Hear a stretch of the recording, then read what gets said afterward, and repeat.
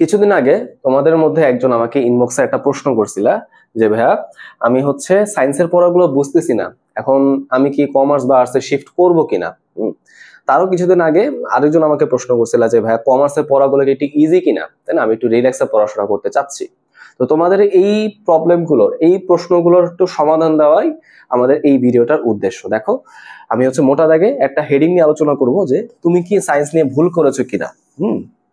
Science তো আমি নিয়ে ফেলছি ক্লাস 10-এ উঠে, এসএসসি 26 ব্যাচের জন্য বললাম। আবার যারা তোমরা এসএসসি 27 ব্যাচে আসছো, তাই না, তোমরা কিন্তু অনেকে সায়েন্স নিয়ে ফেলছো, বেশিরভাগ স্টুডেন্টই কিন্তু তোমরা সায়েন্সের, তাই না। আচ্ছা, এখন তোমার জন্য এই সায়েন্স নেওয়াটা কি ভুল কিনা সেটা নিয়ে আমরা একটু আজকে ডিসকাশন করার চেষ্টা করব। দেখো, আমরা মেইনলি 5টা পয়েন্ট নিয়ে আজকে আলোচনা করব, তারপর তুমি আসলে বুঝতে পারবা যে তুমি কি ঠিক ট্র্যাকে আছো নাকি ভুল ট্র্যাকে চলে গেছো। প্রথম কথাটা কি, তোমার স্বপ্ন, তোমার ড্রিম, তাই না, তুমি আসলে কি হইতে চাও সেটার দিকে তুমি তাকাও। ওকে, তোমার সামনে কোন সাবজেক্ট আছে, কোন পড়াটা আছে সেটার দিকে তুমি তাকাবা না। তোমার স্বপ্নটা কি, তাই না, তুমি কি হইতে চাও, তোমার ক্যারিয়ার কোন দিকে সেটার দিকে তুমি তাকাও। খেয়াল করে দেখো, তোমাদের মধ্যে অনেকে কিন্তু ডক্টর হইতে চাও, তাই না, অনেকে ইঞ্জিনিয়ার হইতে চাও, আর অনেকে হচ্ছে ভার্সিটি পড়াশোনা শেষ করে টিচার হইতে চাও, তাই না। তুমি হচ্ছে এইসব পয়েন্টের দিকে তাকাবা। ওকে, তোমার টার্গেট কিন্তু এইসব জিনিসগুলো থাকবে। তোমার টার্গেট কিন্তু কখনো ডিএমসি হবে না, ঢাকা মেডিকেল কলেজে আমি পড়বো, এটা কিন্তু তোমার টার্গেট হবে না। তোমার টার্গেট কখনো বুয়েট হবে না। ওকে, বুয়েট আমি পড়বো দেশের সর্বশ্রেষ্ঠ ভার্সিটি, তাই না, এরকম টার্গেট কিন্তু কখনো হবে না। বুঝতে পারছো, টার্গেট কিন্তু এইগুলো হয় না। এরকম টার্গেট নেওয়ার কিন্তু বেশ কিছু সমস্যা আছে, সেগুলো আমরা তোমাদের সামনে ডিসকাশন করব। কখনো কোনো স্পেসিফিক ভার্সিটি বা স্পেসিফিক কলেজ ঘিরে কখনো স্বপ্ন দেখবে না। তোমার স্বপ্ন হবে হচ্ছে তোমার ক্যারিয়ার, তোমার অকুপেশন, তোমার প্রফেশন জুড়ে। বুঝতে পারছো। আচ্ছা, এবং আরেকটা কথা মাথায় রাখবো, আমরা যখনই ড্রিম দেখবো, আমরা যখনই স্বপ্ন দেখবো, স্বপ্নগুলো অবশ্যই কিন্তু আবেগ দিয়ে দেখতে হয়। বুঝছো, স্বপ্নগুলো সবসময় নিজের মনের কথা শুনে করতে হয়, স্বপ্ন কিন্তু বাস্তবতা দিয়ে হয় না। যেমন ধরো, তোমাদের মধ্যে অনেকেই আছো যারা হচ্ছে হায়ার ম্যাথ, জেনারেল ম্যাথ এগুলো পারো না, তাই না, অঙ্ক পারো না। তো তোমরা কি করো, আমি যেহেতু অঙ্ক পারতেছি না, আমি কোথায় চলে যাব, আমি হচ্ছে মেডিকেল প্রিপারেশনের দিকে চলে যাব, আমি ডাক্তার হব, এই কাজটা তোমরা করো। আবার অনেকে হচ্ছে বায়োলজি বা কেমিস্ট্রির মুখস্থ পড়াগুলো একদমই পড়তে চাও না, হ্যাঁ, এগুলো একদম ভালো লাগে না। তো আমি যেহেতু মুখস্থ পড়া পারি না, আমি কেন ভাই ডক্টর হইতে যাব, তাই না, আমি এতগুলো ওষুধের নাম কেন শুধু শুধু মুখস্থ করবো, আমি পড়বো ইঞ্জিনিয়ারিং, তাই না, আমি একটু বুঝে বুঝে পড়াশোনা করব। এই জিনিসগুলো অ্যাবসলিউটলি রং। বুঝতে পারছো, এই জিনিসগুলো খুবই খুবই খুবই খুবই ভুল জিনিস। আমি সাবজেক্ট দেখে বা একটা প্রতিষ্ঠান দেখে আমি আমার স্বপ্নটাকে নির্ধারণ করলাম, এটা খুবই ভুল। তাহলে ভাই আমি কিভাবে আমার স্বপ্নটাকে নির্ধারণ করতে পারি, আমি কিভাবে বুঝতে পারি আমি ডাক্তার হব নাকি ইঞ্জিনিয়ার হব নাকি অন্য কিছু হইতে পারি কিনা, এটা আমি কেমন নির্ধারণ করতে পারি। আমি প্রথম এবং প্রধান যে পয়েন্টটা তোমাদের মাথায় রাখতে বলি, সেটা হচ্ছে তুমি তোমার মনের কথা শোনো, তুমি তোমার নিজের কথা শোনো, তোমার মন কি চাইছে, তোমার মন কি বলতেছে সেটা তুমি আগে শোনো। ওকে, এখন যদি এরকম হয় যে আমার মন আমাকে কি বলতেছে আমি বুঝতেছি না, আমার কাছে দুইটাই ভালো লাগতেছে, তখন তুমি কি করবা, তখন তুমি তোমার বড় ভাই বোন বা তোমার তোমার বাবা মার একটু পরামর্শ নিবা যে কোন দিকে গেলে আমার জন্য বেটার হয়। তো তোমার ফ্যামিলি মেম্বার কিন্তু তোমাকে ভালো করে চেনে, ভালো মতো তোমাকে বোঝে, তো সে কিন্তু একটা ভালো অ্যাডভাইস তোমাকে দিতে পারবে। ওকে, যেমন ধরো এই যে মেডিকেলে আসার যে ইচ্ছাটা, আমারও কিন্তু স্পেসিফিক কোনো স্বপ্ন ছিল না যে আমি কি এসব হবে কিনা বা ওরকম রিলেটেড কিছু আমার মধ্যে কিন্তু ছিল না। ওকে, সো আমার বাসা থেকে বলছে যে তুমি মেডিকেলের জন্য ট্রাই করো, তোমার কিন্তু মেডিকেলে ভবিষ্যৎ উজ্জ্বল। সো আমি মেডিকেলের জন্য ট্রাই করে কিন্তু আমার মেডিকেলে হয়ে গেছে। বুঝতে পারছো বিষয়টা। সো আমি যেটা বলি, অবশ্যই নিজের কথাটাকে বেশি প্রাধান্য দিবা। তুমি যদি ডিসাইড না করতে পারো, তাহলে তোমার নিজের ভাই বোন আছে অথবা তোমার বাবা মা আছে, তাদের সাথে তুমি কনসাল্ট করো। ওকে, অবশ্যই একটা পথ বের হয়ে আসবে। আচ্ছা, সেকেন্ড কথাটা কি, সেকেন্ড কথা হচ্ছে পরিশ্রম, তাই না। তোমরা সবাই জানো ভাই, সায়েন্স সেকশনে, হ্যাঁ, বা সায়েন্স স্ট্রিমে অনেক বেশি কিন্তু পড়াশোনার প্রেশার থাকে। তোমরা হয়তো অনেকে আবেগে সায়েন্স নিয়ে ফেলছো, এখন দেখতেছি পড়ার মধ্যে অনেক প্রেশার, হ্যাঁ আমি তো প্রেশার নিতে পারতেছি না, তাহলে আমি মনে হয় আর্টসে চলে গেলে ভালো হয়, পড়ার প্রেশার কম, আমি একটু রিল্যাক্সে থাকবো। দেখো ভাই, আমি যেটা বলবো, তুমি অলওয়েজ হচ্ছে এই দিকে ফোকাস রাখবা। হ্যাঁ, তুমি হইতে চাও ডাক্তার আর তুমি হচ্ছে রিল্যাক্সে পড়াশোনা করতে চাও, এরকম কি হবে? ডাক্তার হওয়া মানে কি তোমার লাইফটাকে ডেডিকেট করে দেওয়া। বুঝছো, তোমার ফ্রি টাইম বলো, তোমার মেন্টাল পিস বলো, সবকিছু হচ্ছে রোগীদের জন্য, হ্যাঁ, সবকিছু হচ্ছে মানব সেবায় ডেডিকেট করে দেওয়া। ওকে, এখানে কিন্তু রিল্যাক্সেশন বা চিল করার কোনো সুযোগ নাই। ওকে, তো তুমি যদি ভাই ডাক্তার হইতে চাও, তুমি যদি এরকম মহৎ একটা প্রফেশনে আসতে চাও, তাহলে কিন্তু ভাই তোমার এই জিনিসটা নিয়ে আপোষ করার কোনো সুযোগ নাই। ওকে, কম কষ্ট করে, কম পরিশ্রম করে আপোষ করার কোনো সুযোগ নাই। বুঝতে পারছো তো।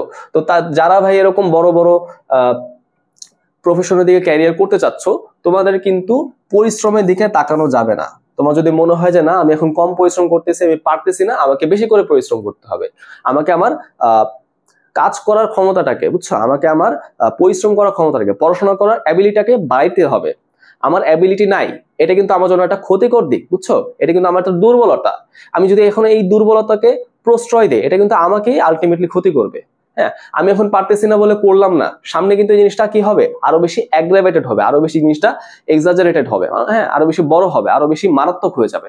সো মনে রাখবো, আমি পারতেছি না, আমার দ্বারা পরিশ্রম হচ্ছে না, পড়াশোনা হচ্ছে না, এটা কিন্তু আমার একটা দোষ, আমার একটা দুর্বলতা। এই দুর্বলতাকে আমি কি করব, কাটায় উঠবো। কারণ কি, আমার স্বপ্ন কিন্তু বড়, তাই না? আচ্ছা, 3 নাম্বারটা কি, ক্যারিয়ার প্ল্যানিং। এটা তোমরা কেউই করো না, আসলে এটা তোমাদের দোষ না।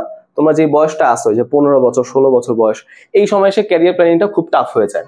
ওকে, তাহলে তুমি যদি চাও ডাক্তার হইতে, তাহলে তোমাকে প্রথমে একটা ধারণা নিতে হবে যে কিভাবে ডাক্তার হওয়া যায়, তাই না? আমাদের কি করতে হবে, পড়াশোনার পর আমাদের একটা ভর্তি পরীক্ষা হয়, তাই না, মেডিকেল অ্যাডমিশন টেস্ট, এরপর আমাদের এমবিবিএস কমপ্লিট করতে হবে, তারপর আমাদের পোস্ট গ্রাজুয়েশন করতে হয়, বিসিএস করতে হয়। তো কিভাবে করা যায়, কিভাবে হচ্ছে মানে তোমার ক্যারিয়ারটা কোন পথে যাইতে পারে, তোমার আসলে কোন বয়স পর্যন্ত পড়াশোনা করার পর একটা স্টেবিলিটি আসবে, এই সম্পর্কে তোমার একটা নলেজ থাকা দরকার। নাহলে কি হবে, তুমি পড়ে যাচ্ছ, কোনো উদ্দেশ্য তুমি খুঁজে পাচ্ছ না। হ্যাঁ, এত পড়ে কি লাভ, বলে না? তোমরা অনেকেই বলো, ভাই আমি এত পড়াশোনা করতেছি, এটা কি আলটিমেটলি ওয়ার্থ ইট কিনা, হ্যাঁ, পড়ালেখা কি ওয়ার্থ ইট কিনা, এটা তোমরা অনেকে জিজ্ঞেস করো। তো আমি বলবো, ভাই তুমি যদি ভাই এইসব জায়গায় যাইতে চাও, তুমি যদি ভাই এগুলো হইতে চাও, তাহলে অবশ্যই তোমাকে পড়াশোনায় থাকতে হবে, তাই না? অবশ্যই তোমাকে তোমার একাডেমিক, তোমার বইপত্রের সাথে তোমাকে সংযোগ রক্ষা করতে হবে। বুঝতে পারছো?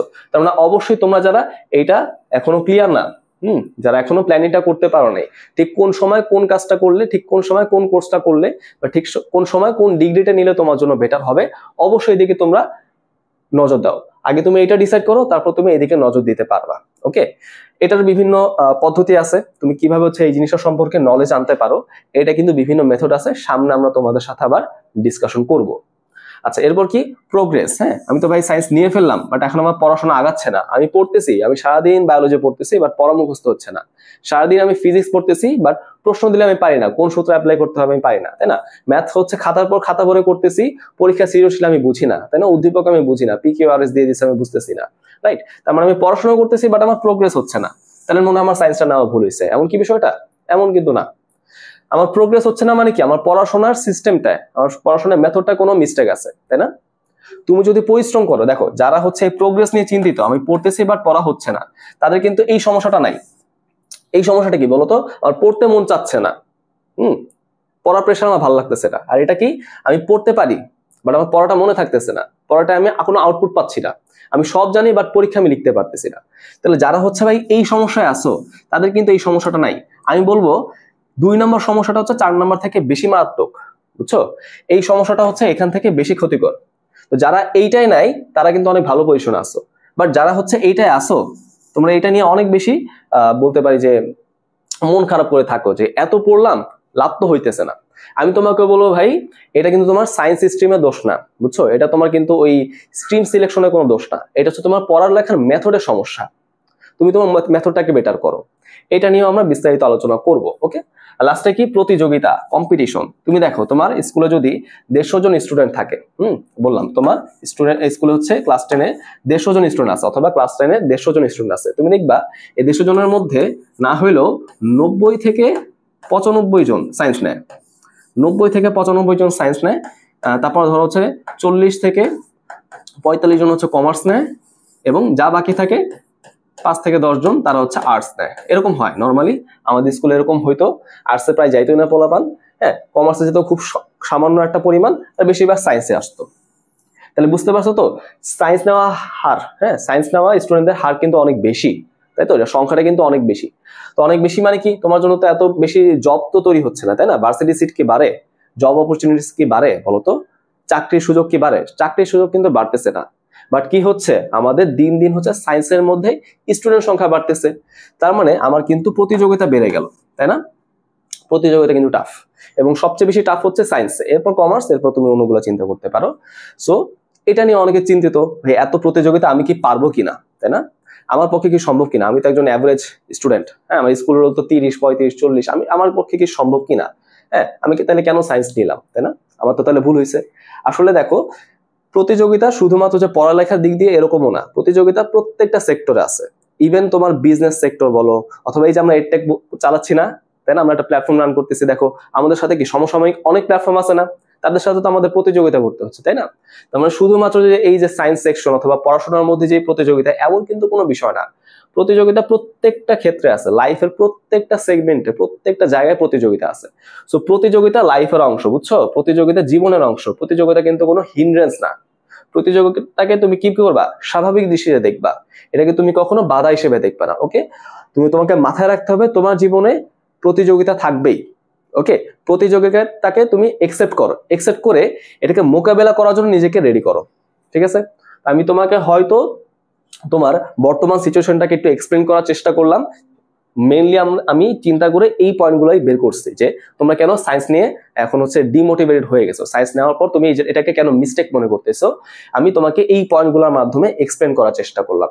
এখন তুমি আমাকে বলো যে এই পয়েন্টগুলোর সাথে তোমার কোনটা কোনটা মিল আছে, তাই না? তুমি আমাকে বলবা কোনটা কোনটা মিল আছে, অথবা তোমার আর কোনো সমস্যা হচ্ছে কিনা, যে আমি সায়েন্স নিলাম বাট সায়েন্স নেওয়ার পর আমি এই প্রবলেমটা ফেস করতেছি। আমি বিশ্বাস করি প্রবলেম যেটাই হোক সবে কিছু কিন্তু একটা সমাধান আছে। হ্যাঁ, প্রবলেম দেখার পর সেটাকে ইগনোর করা কিন্তু সমাধান না, প্রবলেমটাকে সলভ করাই হচ্ছে আমাদের সমাধান।